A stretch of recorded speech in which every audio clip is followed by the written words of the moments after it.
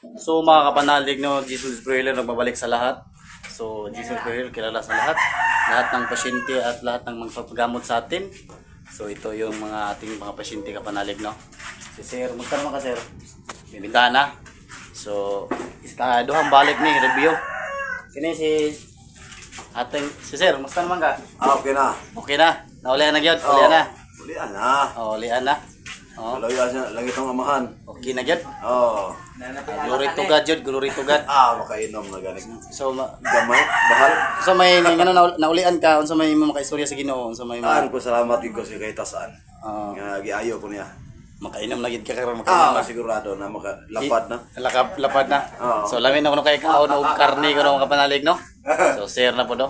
Ipay na kay sila.